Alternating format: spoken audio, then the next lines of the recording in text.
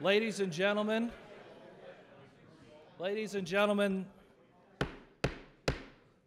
this is great. I have a gavel. This isn't nearly as big as my regular gavel for the board. They're much more out of line. Welcome to the National Press Club. This is the place where news happens. My name is Derek Wallbank. I am the chairman of the board of the National Press Club and the team leader of Bloomberg's First Word breaking news desk here in D.C.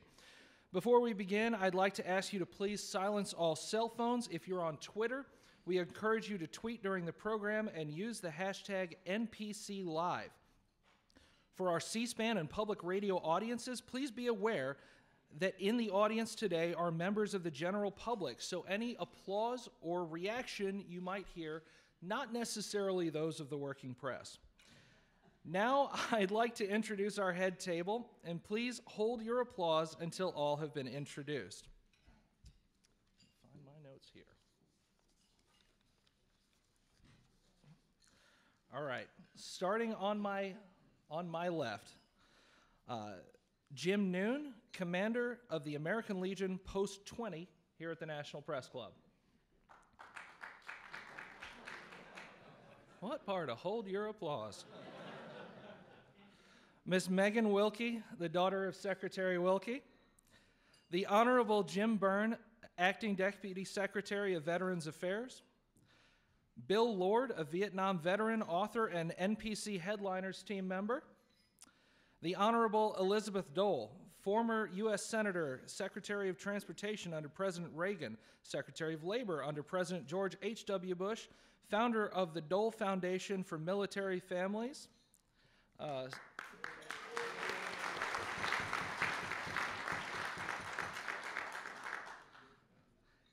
Kevin Wensing, Captain, Navy retired, and the National Press Club Headliners member who arranged today's event.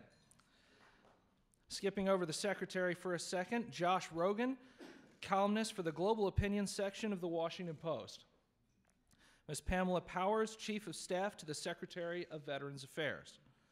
Max Lederer, the publisher at Stars and Stripes. John Sergeant Schaff Fales, USMC Vietnam veteran, president of the Blinded American Veterans Foundation. And Sean Bullard, president at Duetto Group. All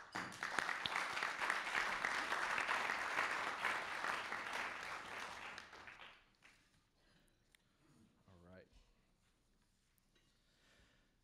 So as our nation, excuse me. I'd also let me before I get into the introduction, I need to acknowledge some other folks real quick. Let me acknowledge members of the Headliners team responsible for organizing today's event. If you're here, please stand and be recognized. Betsy Fisher-Martin, Lisa Matthews, Lori Russo, Tamara Hinton, Bill Lord, Danny Selnick, and the press club staff, especially Lindsay Underwood, Laura Coker, and Executive Director Bill McCarran.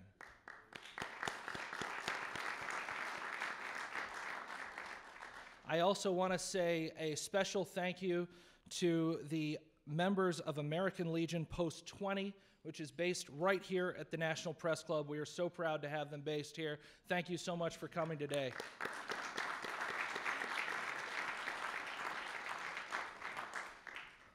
So as our nation prepares to celebrate Veterans Day and observe the 100th anniversary of the end of World War I, today's guest will discuss the state of the department charged with providing patient care and benefits for more than 20 million U.S. military veterans and their families. VA Secretary Robert Wilkie will share with us the progress he has made since taking office on July 30, 2018, I think 100 days ago, and his goals for the future. Mr. Wilkie has a very personal connection to our nation's armed forces. He's an officer in the U.S. Air Force Reserve assigned to the Office of the Chief of Staff. Before joining the Air Force, he served in the U.S. Navy Reserve with the Joint Forces Intelligence Command, Naval Special Warfare Group 2, and the Office of Naval Intelligence. He grew up an Army brat, the son of an artillery commander who fought in Vietnam and recovered from war injuries in Army hospitals. His great-grandfather served in World War I. In his short time as VA Secretary, he's begun to tackle the very public challenges facing the department, including personnel infighting at headquarters, continued problems for veterans seeking medical care across the country, and questions about influence over veterans' policies. Today, he'll discuss these issues and more, as well as his vision for the VA. Join me, please, in welcoming the Honorable Robert Wilkie to the National Press Club.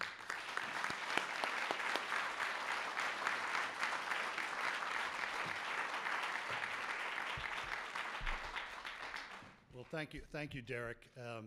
For those of you who don't know, Derek's father was a warrior, and his mother devoted 30 years of her life, 21, to the VA as a nurse. That is a wonderful testament.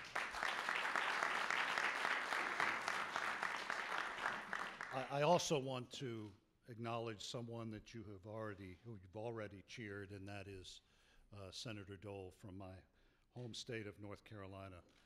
There is no finer family of patriots than the Doles, and it is always an honor for me to be in your presence, ma'am.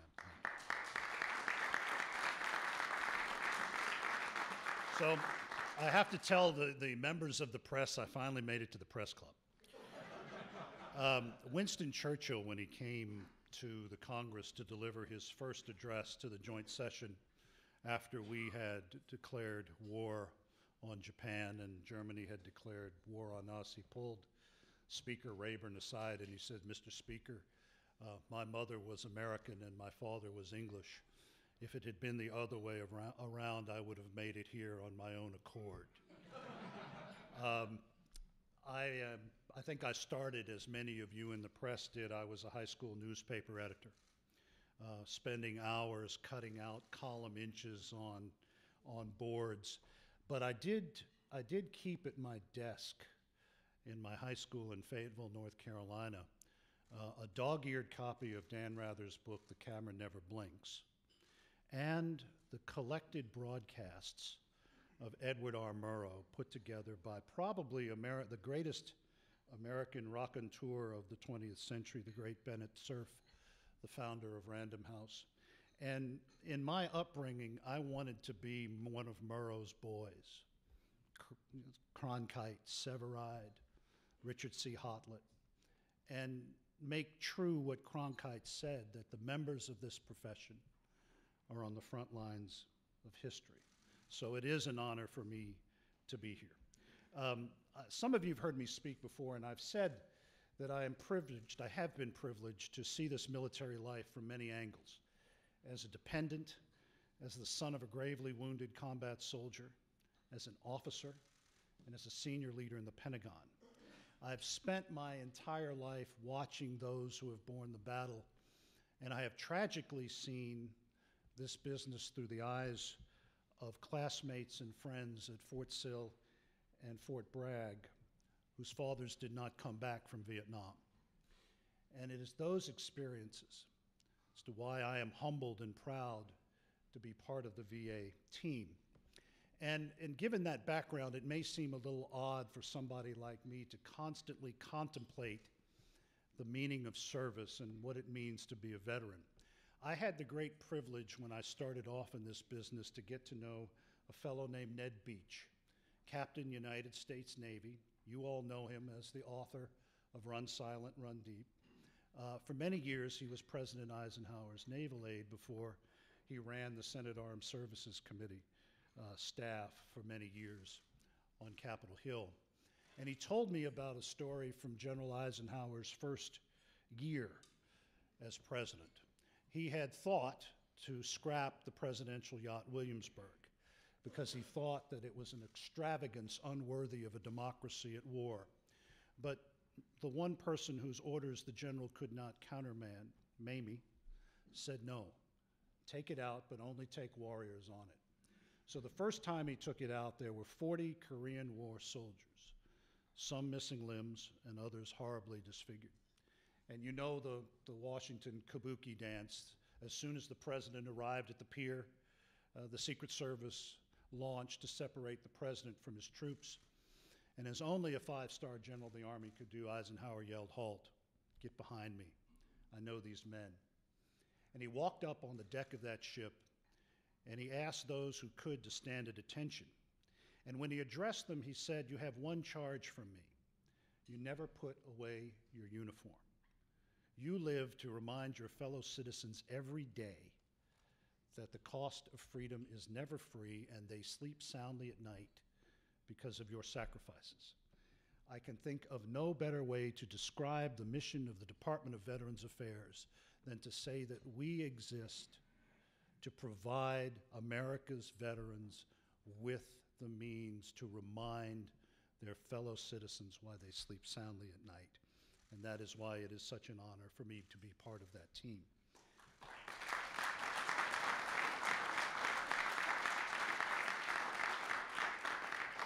This weekend will mark the 100th anniversary of the sadly named War to End All Wars. On the 11th day, the 11th hour, and the 11th month, millions of men emerged from the trenches that had cut across Europe like scars to breathe the smell of peace for the first time. In my family, it was a personal adventure. My great-grandfather left a small-town law practice in the Mississippi Delta and a part-time teaching job at Ole Miss to join the Army assembling at Camp Gordon, Georgia. Across the cantonment from him was an infantry outfit that had a reluctant farmer and a reluctant soldier from Pall Mall, Tennessee, who would go on to become the greatest American hero of that war. In another part of Georgia was my wife's grandfather, a teenager who had never ventured much beyond 2 or 3 counties in North and South Carolina. But by the time he was 18, he was marching up the Champs-Élysées into the hell of the Meuse-Argonne. Needham Roberts and William Henry Johnson were already there by the time my wife's grandfather and my great-grandfather arrived. They were members of the legendary 369th Infantry Regiment from New York. It was a unit comprised of African-American warriors from New York and New Jersey. They were the first to launch from the American Expeditionary Force. 1,500 of them were casualties. They served in the lines longer than any other American regiment of that war. And just a few years ago, President Obama righted a great wrong by awarding them the Congressional Medal of Honor almost 100 years after their gallantry. Less celebrated on that front was a nearsighted farmer from Jackson County, Missouri. He lied and cheated to get into the field artillery because he could not bear the thought of his friends and neighbors going to war without him being there to support them. And he would go on to become one of the greatest presidents in our history. So there they are. My great-grandfather, Captain Abram Somerville, Sergeant Alvin York, my wife's grandfather, Private Onslow Bullard, Corporals Needham Roberts and William Johnson, and Captain Harry S. Truman. They are the testament to the millions of ordinary Americans called from every walk of life to perform extraordinary deeds, and from them to allow the American nation to erupt onto the world stage in a place that we have never left since those dark days. This day is for them, but it is also for the members of the press. In World War I, correspondents were called upon to achieve extraordinary things as well, but they were stopped from telling the truth by the impenetrable censorship of their government and the clutter of propaganda. It was only after the armistice that they were allowed to come home to tell the real story of what happened to those valiant Americans during that time. Reporting what Dickie Chappelle once said was the wreckage resulting from man's inhumanity to man. Now, she was the one who covered Okinawa and Iwo Jima. And she always said, when I die, I want to die in the company of United States Marines. She died in Vietnam alongside those Marines. She was the first American female war correspondent to give her life in action. And during that war, 62 reporters, editors, and photographers gave the last full measure of devotion. When Dickie Chappelle died, the Commandant of the United States Marine Corps said she died as one of us. Now, she mentored many of your heroes. One of them was a UPI correspondent who showed up at LZ X-ray by the name of Joe Galloway. Galloway told us that the Marines had a long-standing love affair with Dickie. She died with her head in the lap of an AP correspondent and with a priest's hand on her head giving her the last rites. Galloway learned of her death while he was fighting in LZ X-ray, in an action for which he earned the Bronze Star. 4 civilian reporters from the Vietnam War were decorated for their courage in combat, in each case rescuing American warriors who were wounded. Galloway was one. Charlie Moore, who once was said of by Jimmy Carter that you knew the story was true when you saw Charlie Moore's byline, even though it criticized me. HDS Greenway of Time and Alvin Webb of UPI, all warriors in the service of their country. As I said, there were 63 of them, and more names are added to the War Correspondents Memorial every year. And so I say on behalf of the Department of Veterans Affairs, to all of those correspondents who are on the front line of freedom, thank you for everything you do to keep our country safe and keep truth at the front of all of our endeavors.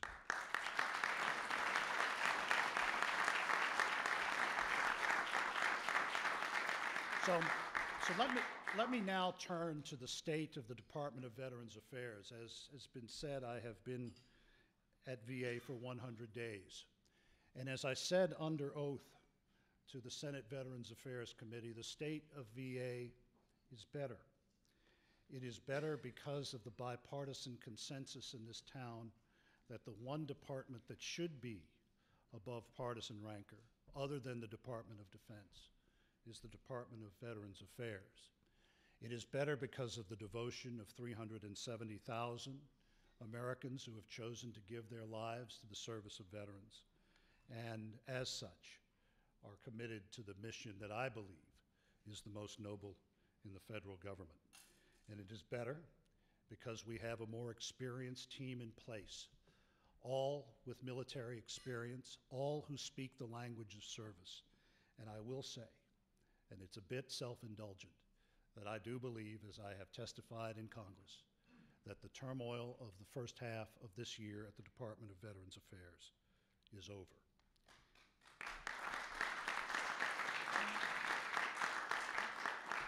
I mentioned my experiences both with Secretary Mattis and Secretary Rumsfeld and now at VA. And now more than ever, we are seeing the need for the Department of Defense and the Department of Veterans Affairs to work together to provide quality care for all of our active, reserve, and veterans for the good of this country. Congress has done what no Congress has ever done. They have given us the roadmap for success. They have passed the Mission Act. They have passed the Accountability Act, which allows the leadership of our department to shake up the complacency that has been written about so much. And they have strengthened our ability to make the right decisions on behalf of America's veterans.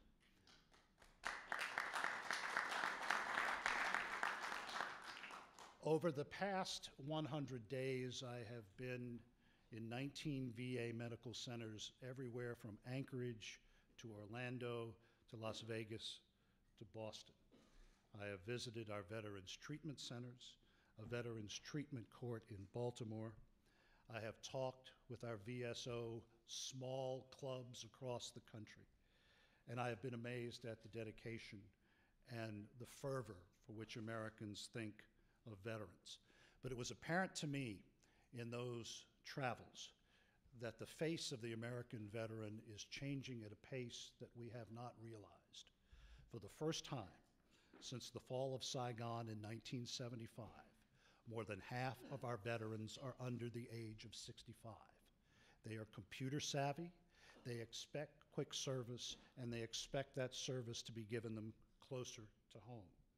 They expect service that is available, accessible, and cost-effective. So it is an integrated VA, an integrated veterans benefit and healthcare system that is agile and adaptive, that will do what they needed to do, and that is my goal, to provide them with that service.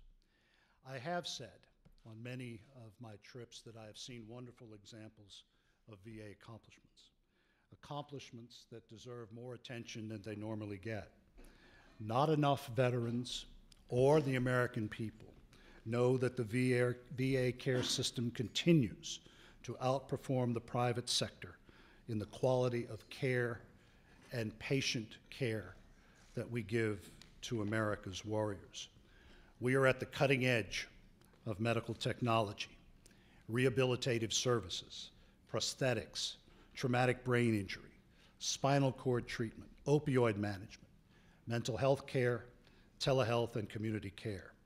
Community care is where 1/3 of our veterans' appointments reside. And for the first time in many years, as been reported by many of you, our overall VA customer satisfaction rate is finally on a steady rise. So today, we are working to give veterans more choice in their health care decisions because of the Mission Act.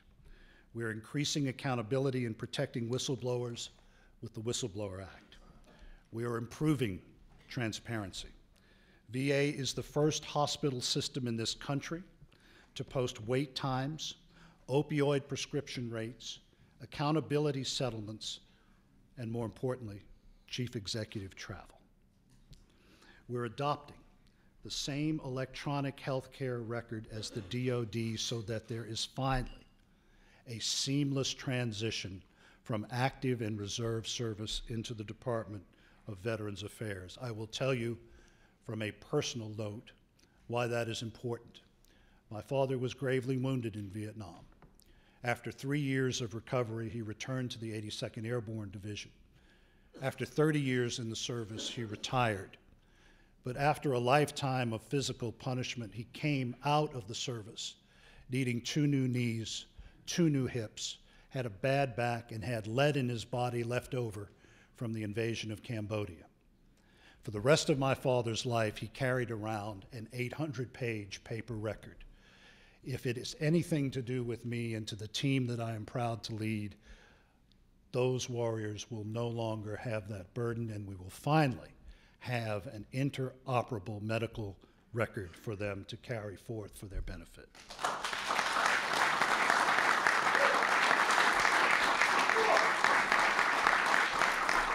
So, in my view, we are on the cusp of the greatest transformative period in the history of VA, at least since Omar Bradley sat in the chair that I now occupy.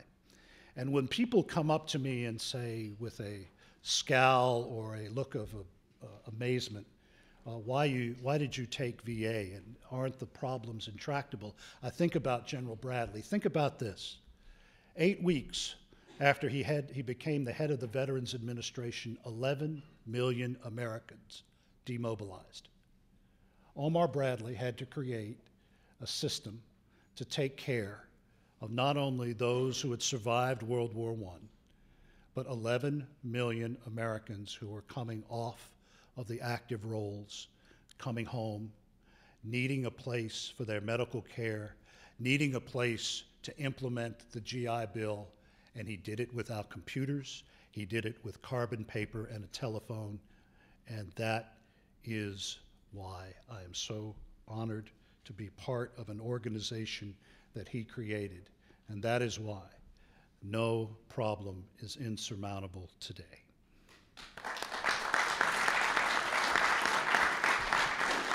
So let me describe my 4 priorities for VA and the veterans that we serve.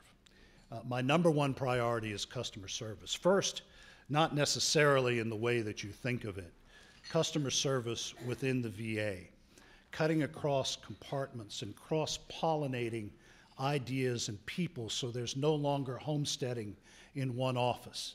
We have to share our ideas with each other, and instead of talking at each other, talking with and to each other. That is the first commandment. But also for the customer service that you are acquainted with. When an American veteran comes to VA, it is not up to him or her to employ a team of lawyers to get into the system. It is up to us to say yes to all of those who have borne the battle. It is up to us to train all of our employees to get that veteran to yes. I mentioned the Mission Act. That's priority number 2. It will fundamentally transform our health care by consolidating all of our community care programs into one single program that is easier for our veterans to navigate, it is easier for their families to navigate, and it is easier for their community providers to navigate. The Mission Act finally expands family caregiver support. We have finally righted a great wrong of the 1960s, 70s, and 80s by saying to those families who support the warriors from Vietnam that you are now on an equal footing, and we finally say thank you for everything you have done for this country.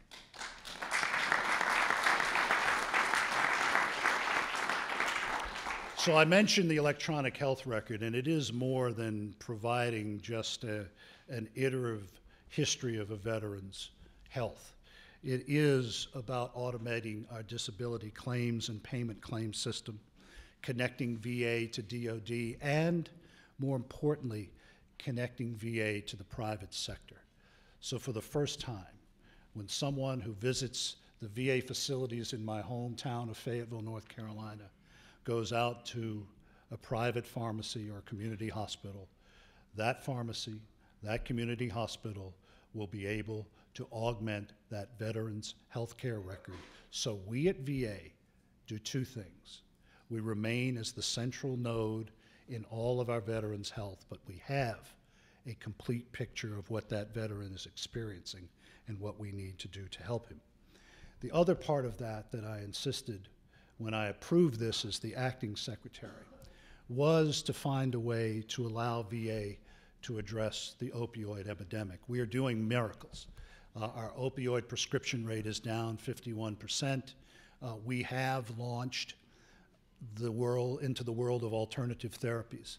Bob Wallace of the VFW is sitting out there. He's of my father's generation. If I had gone to him in the 1970s and told him that in order to alleviate the burdens of the wounds that he carried from Vietnam with Tai Chi, yoga, and acupuncture, if he didn't punch me in the nose, he would have just looked at me with a quizzical expression. But we are on the front lines of those alternative treatments in order to get the pain that our veterans come to us with down. And for the opioid, this is how I envision it happening. If a veteran comes into the Durham VA in Durham, North Carolina, that Senator Dole knows so well, and we give him medicine for pain, and if he happens to go to a pharmacy in Durham or an adjoining county, and that doctor gives him something to make him sleep, that doctor then punches in that prescription to the VA system. And the doctors and nurses at the Durham VA now know that we have an American warrior who is on a dangerous spectrum, either on a spectrum that indicates abuse, addiction, or possibly worse. The alarm flags will go up. The same applies for indicators for mental health and suicide. We have to get this right to protect our veterans and to address those maladies that are not just impacting Americans, but impacting our veterans at a far greater rate than the general population. And this is the road to making that happen. And fourth, we have to transform our business systems. If General Bradley walked in today, he would recognize a department that really hasn't changed much since he and Harry Truman were in charge. The reason I know that, Colonel Powers, my chief of staff, discovered a series of letters from Harry Truman to the Department of Veterans Affairs, warning the department about consultants, warning the department about excessive costs, but also warning the department to engage in modern business practices to allow our hospitals and clinics to function efficiently so that the veteran gets the best service. Those warnings that Harry Truman put up in the 1940s are still with us. And in many cases, the issues have not changed. But transforming business as President Truman envisioned means transforming our human resource system, our finance system, and more importantly, our supply chain. Last year, the Department of Veterans Affairs engaged in 4 million individual credit card transactions, buying everything from x-ray machines to boxes of tongue depressors. The cost was in billions. We can no longer afford to have a haphazard supply chain that, as some of you have reported in here, has forced, in many cases, doctors to run across the street from one hospital to another to get the equipment that they need. It doesn't happen often, but only one time is enough if it involves the life or death of an American veteran. So that is business transformation. The other thing that I found out when I addressed the Alaska Federation of Natives a few weeks ago is that in a state like Alaska, more than half of the veterans in that state are not part of the VA system. I asked the Alaska Natives to double the number of tribal representatives to help us get out into the wilds of that state and bring our veterans into the system. But that applies to the rest of the country. We need more robust relationships with our state and local governments, our community leaders, to finally get a handle on homelessness and to prevent veteran suicide. The good news is, as you've seen, is that the rate of veteran suicide has ticked down a little bit. Veterans' homelessness has gone down a great bit, but we need to keep working. The other area that is of vital importance, and I will once again give you a personal history. When my father was commissioned in the field artillery 2 months before John Kennedy was inaugurated, less than 0.5% of the force was female. During my time as the Undersecretary of Defense for Personnel and Readiness, I looked at a Manning document that said 17% of the active duty and reserve force was female. That means 10% of the population of the Department of Veterans Affairs, those warriors that we serve, are now American women. We are adjusting our VA so that it is no longer your granddaddy's VA. It meets the unique needs of American women who have chosen to volunteer and raise their hand to serve and fight for this country.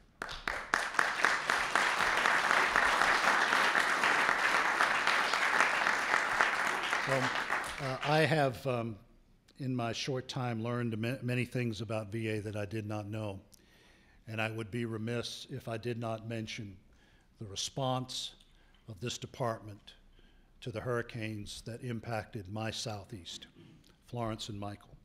I did not know until I became the Secretary of the Department of Veterans Affairs that the foundational department for our emergency response to natural disasters is not FEMA, it's not the Department of Commerce, it's nobody. It's the Department of Veterans Affairs. We're the ones who deploy the mobile pharmacies, the mobile clinics, the mobile nutrition centers. We employ emergency teams of nurses, engineers, and doctors. Prior to those storms hitting, hundreds, yes, thousands of VA employees went into the communities of North Carolina and South Carolina, Virginia, Florida, and Georgia, and brought out veterans with spinal cord treatment needs. We distributed oxygen to all of our veterans who needed that oxygen.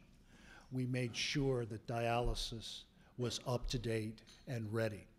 The best story I heard, and I see my friend Virginia Johnson from North Carolina here today, was when I visited Wilmington. And a spinal cord patient in Wilmington was evacuated. He was evacuated to Athens, Georgia. And because of the unique nature of the wounds he had suffered in 2002, he got to Athens and our VA did not have the proper bed to use to treat him. The VA employees in Wilmington, North Carolina, got that bed to Athens, and that veteran was able to rest comfortably, even though his house had probably been destroyed by the hurricane that hit the southeastern part of my state. So that is a testament to what I said at the beginning, that this is a noble mission, and that even though I am a temporary custodian of the flame that 370,000 of my fellow Americans carry because of the decision that they made to join VA, I am very honored to be part of their team. It is an equal honor to be here at the National Press Club, not only with those who serve our veterans, who have served in uniform, but also with the wonderful fraternity and sorority of journalists who have put their lives on the line to tell the truth, but also to serve the cause of freedom in their own special way. And I thank you all for coming, and I hope you have a wonderful and reflective Veterans Day. Thank you all very much.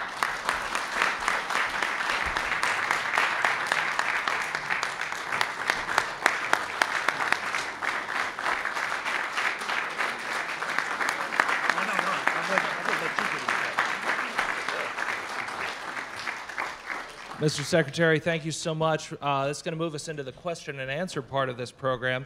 I appreciated your kind words for my grandfather and for my mom, and so I asked my mom what she would ask you since she had 21 years at the Miami and then San Francisco VA. So get ready. This is easy. This is an easy one, actually. There's a lot of training that military personnel get as they are entering the service. She would like to know how much time, effort, training is being given now for these military personnel when they're returning, especially when they're coming home with war wounds that you can't see, PTSD and other similar things. Well, that is an easy question, but it's a sublime one. Let me take a step back in deference to your mother and go back to my former position as the Undersecretary of Defense. During my tenure, I was responsible for the health, welfare, and training of millions of active duty and reserve warriors.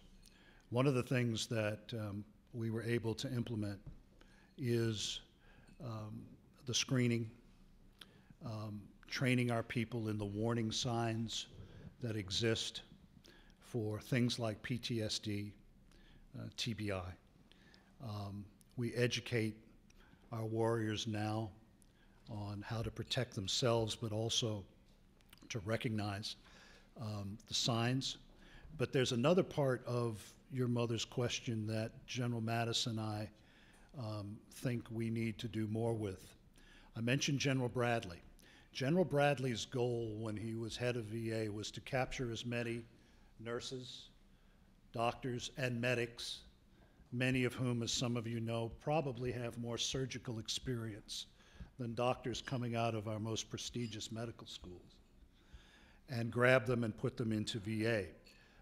General Bradley's goal was to have at least half of America's doctors work in the VA, and at least 3/4 of all doctors and nurses and medics coming out of the service come into VA. So we are working with the Department of Defense to offer that opportunity for those highly skilled warriors. And we've got the Navy hymn playing. That's all right. That's okay. I served in the Navy too. It's okay. I have to tell you a story. And I'm not filibustering my own meeting. But some of you were in the audience when I had my confirmation hearing. And Senator Sullivan from Alaska, a United States Marine, read a charge to me from one of his constituents, a guy named Cajun Bob. Now, how Cajun Bob got to Nome, Alaska it's hard to fathom that. But Cajun Bob had Senator Sullivan read a charge to me and said, Mr. Wilkie, your charge is to kick ass. I said, Senator Sullivan, I'm an Air Force officer. We don't use language like that. But thank you for anchors away. Let me also, one other thing. I mentioned talking to the Alaskan natives. We have not begun to fathom the human brain, its potential, its deficiencies, the impact of service on that incredible machine. And that is a reason why I talked to the Native Federation in Alaska, to help us get those servicemen and women we don't know into our system. Because the things we know today that can help them were probably not available or known to them when they decided to remove themselves from our world. So the answer is we are educating on the front end. We have the most comprehensive and well-trained force of medical professionals when it comes to looking for the signs and treating this. And I'm going to say one other thing. And I will tell you it's another thing that most Americans don't know. And I had to tell my counterpart in Canada this because he didn't know it, and I'm going to talk about one of his great institutions. You all have been following the progress of traumatic brain issues as made manifest by the National Football League and the National Hockey League, and the wonderful people in Boston who are performing that research. That's VA research. They're doing it in the Boston VA. I told my Canadian counterpart that I have a relationship with the National Hockey League that he doesn't have. But think about that. That is research that not only helps veterans at the tail end, but one of my last jobs at the Pentagon was to lead Secretary Mattis's Close Combat Task Force. That research that VA is doing makes it easier and more likely that our Marines and Army infantry will survive longer on the battlefield. And that's because of the research VA is doing.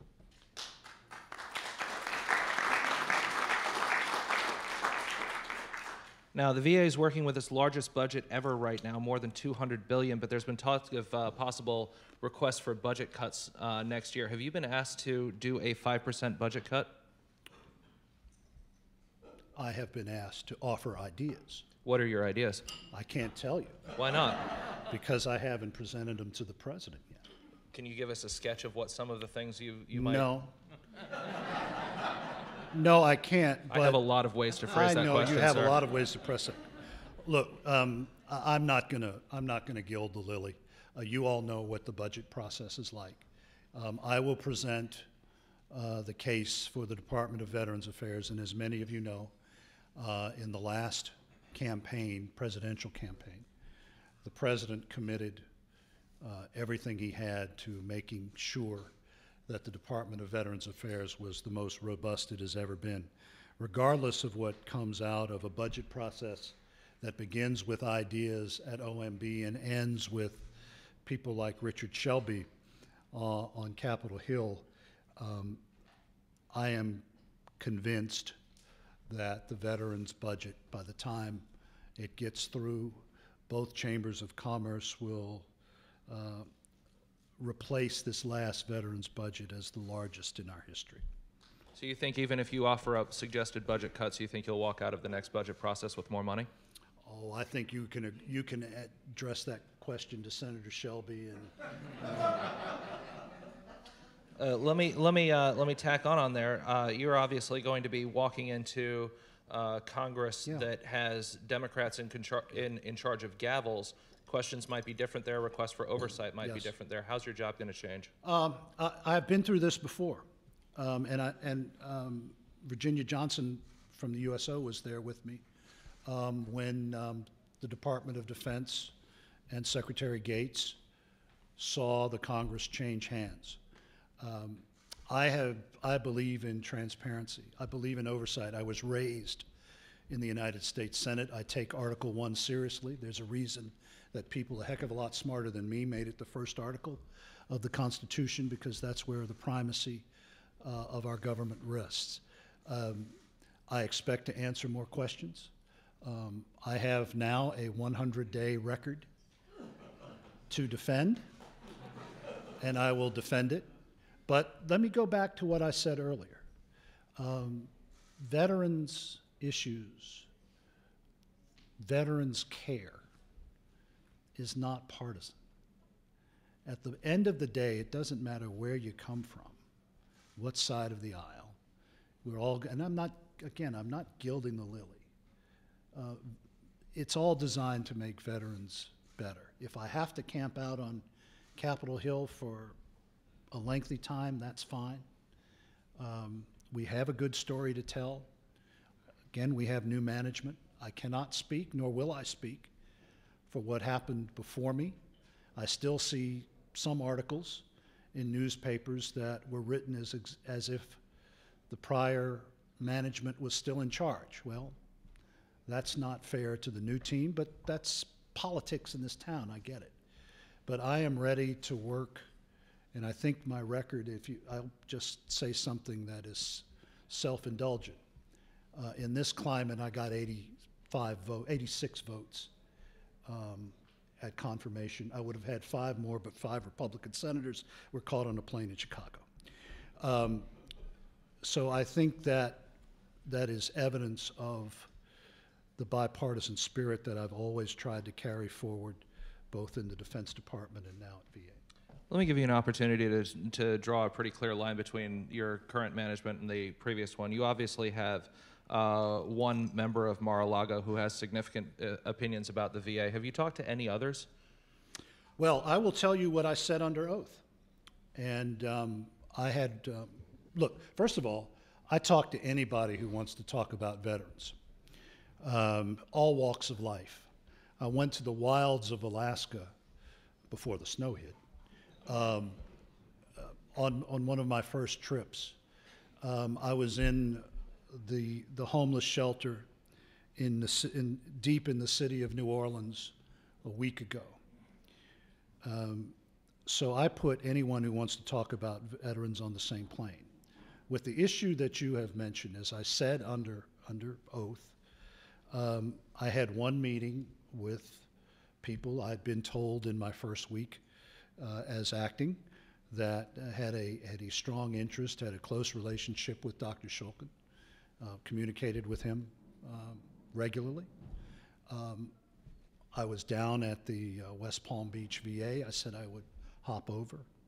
I haven't had any meetings since then, and if you're going to believe some of the stories, what was reported that those citizens were interested in, my first, let's see, we're going to get the entire Armed Forces melody. It's slightly better than the alternative, I was worried. That's right. I think ProPublica said that they were against a particular company getting the contract. Well, even though I was in Jesuitical limbo as an acting secretary, that means you are, but you're not, I signed the electronic health record system. I've gotten 3 questions from the audience on this, so I do want to ask this. There's been a lot of controversy surrounding the use of canines in research at the VA. Who authorized the continued studies? The VA says former Secretary Shulkin, but Shulkin says he didn't. And where do you yourself stand on canine experiments at the VA? Well, the previous management authorized. I will reauthorize it. Let me tell you why. Now I'm going to put it in perspective first. We have 92 canines in our treatment and research facility. 92. Every day, 2,000 dogs are euthanized in this country every day. The canine research that the Department of Veterans Affairs conducts, and it's research that is supported by the Legion, by the DAV, and a host of our largest VSOs, has been responsible for the invention at the VA of the cardiac pacemaker. It was responsible for the research that led to the first liver transplant. It was responsible for cardiac ablation that creates the means to correct deadly cardiac arrhythmias. The research is conducted under strict supervision. I would not do anything that would fail to help veterans. My charge is to make life easier for those who have borne the battle. And there is nothing more tragic to me in 2018, at this stage in the development of medical science, that we haven't been able to find that cure to address spinal cord injuries and paralysis and early death from that. So I'm going to do everything that is ethical to make sure that our veterans come first. I love canines. I was raised with them. I've seen them in my military life perform miracles.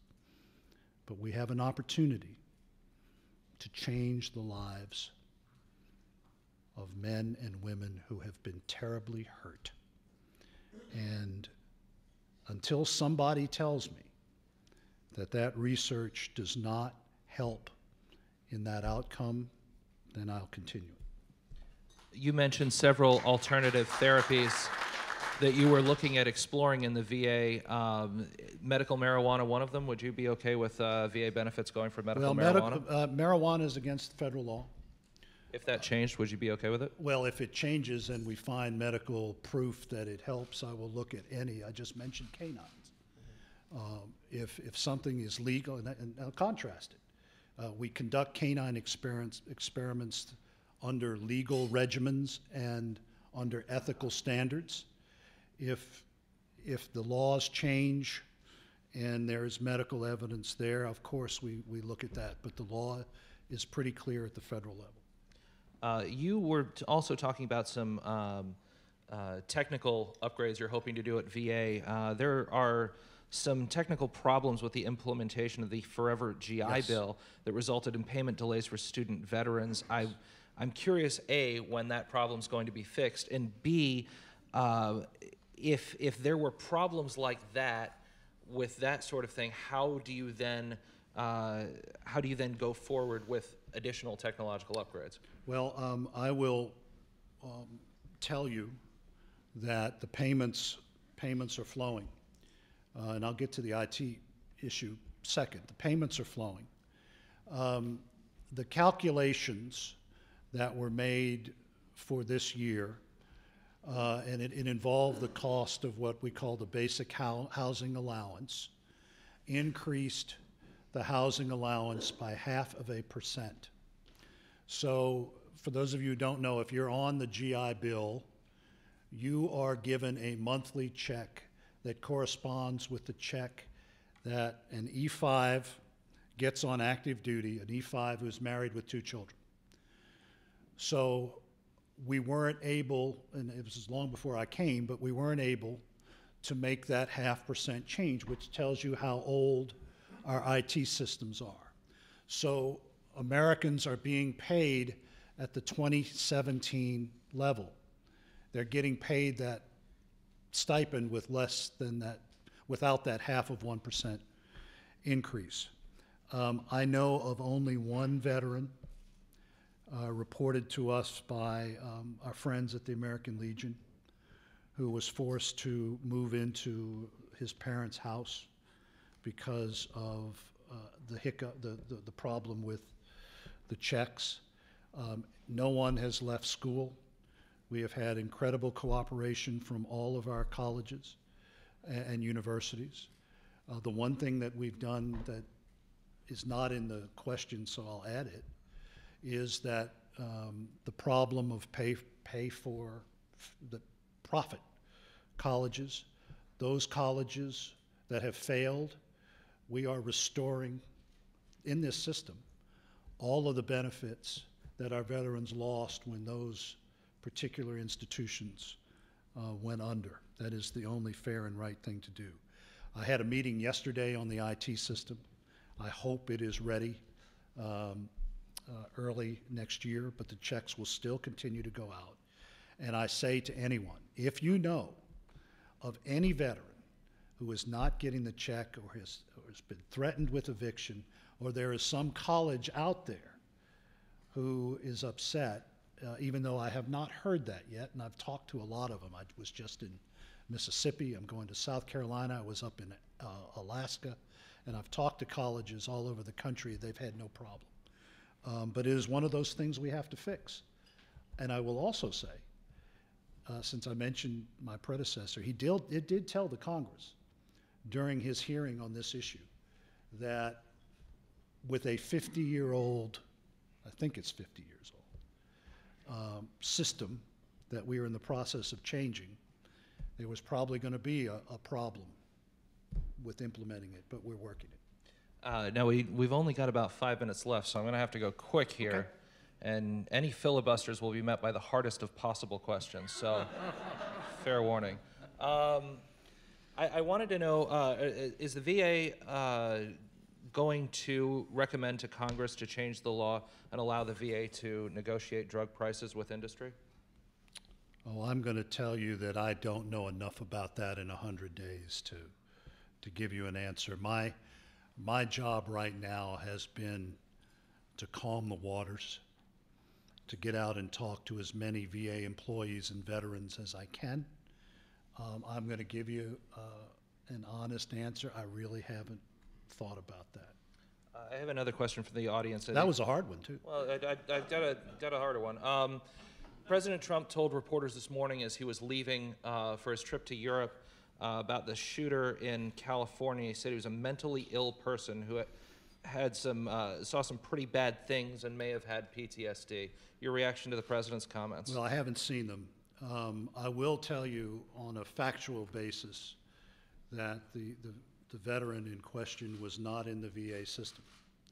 So we don't know what his status was. We don't know what his mental health condition was. Should there be more done for veterans returning more with PTSD? Well, that goes back to what I said earlier about Secretary Mattis's efforts and my efforts to try to catch the signs of this before a veteran leaves the service. But also goes back to what I said about my trip to Alaska that is illustrative in this case. That I need help in finding those veterans who are not in our system. I'll give you the suicide numbers. We are sadly only down to about 20 veterans a day take their lives. 14 of those 20 are outside of the VA system.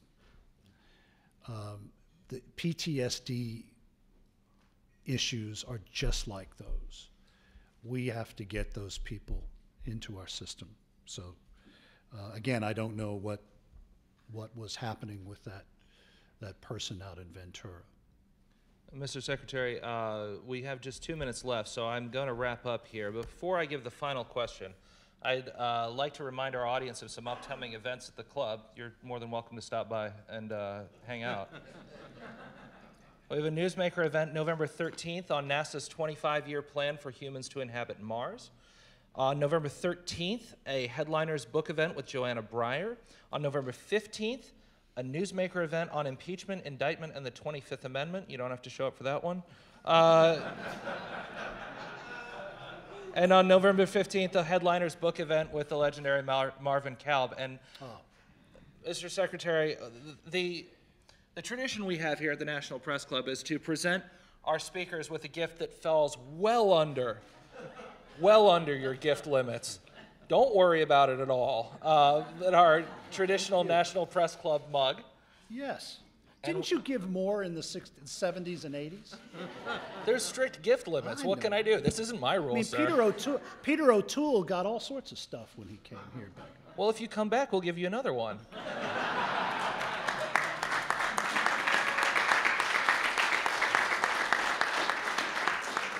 Well, Mr. Secretary, I understand that you're a big fan of William Faulkner, and I'm wondering if you could tell us which of his works best tells about the situation we're in now in the political moment, and why is it The Sound and the Fury?